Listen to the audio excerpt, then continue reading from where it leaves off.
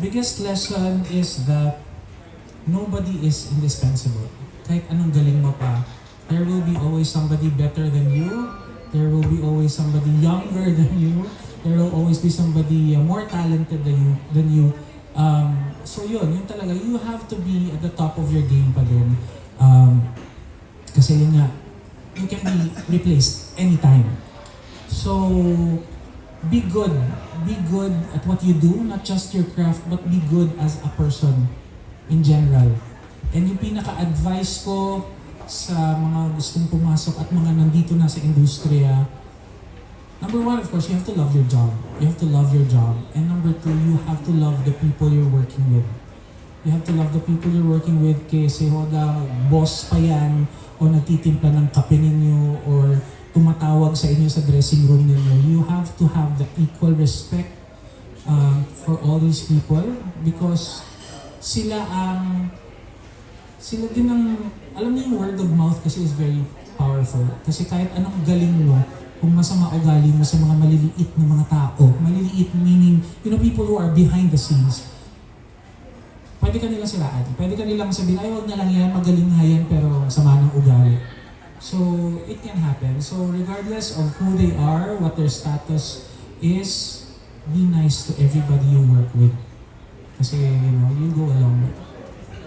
Last question ko na lang po. Besides the upcoming concert, is there an album, new music that you wanted to share to us? Dahil na-miss mo namin yung mga kantahan. Oh, yes. I'm very excited kasi, well, in this day and age now na, wala na mga albums ngayon, puro mga single na lang, and we release them on Spotify, on streaming platforms. Well, we are going to be releasing the full song of Welcome to My World, a song that I wrote for the iconic album. And now, dinagdagan ko siya ng mga verses, and it's a full song now, and it was produced by, of course, Jonathan Manalo. And on July 5, I will be releasing a brand new song.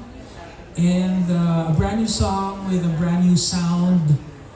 Pwede na kayong sabihin yung title nun. Wag na lang, doon na lang.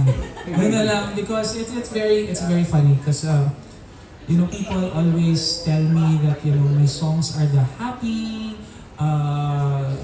kakilig-kilig ng mga songs. But this one, okay, I'm gonna give you a clue. It's about a bad breakup, a separation, and you're being sarcastic to that person. You're wishing them na bahala kayo sa buhay. Parang ganun. So it's something like that. Na na-experience naman natin lahat, di ba? Parang yung bitterness natin.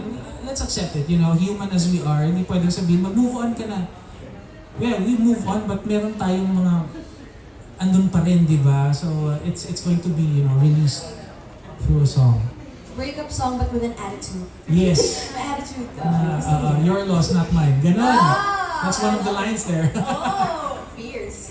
Yes. So, sana makapunta kayo and you get to support that song kasi it's a very non-Jed Modela themed song. So just to clarify, it's going to be performed? It's going to be performed and it's going to be released on the also. same day. So sa streaming platforms? Yes. Okay, nice. Ayun.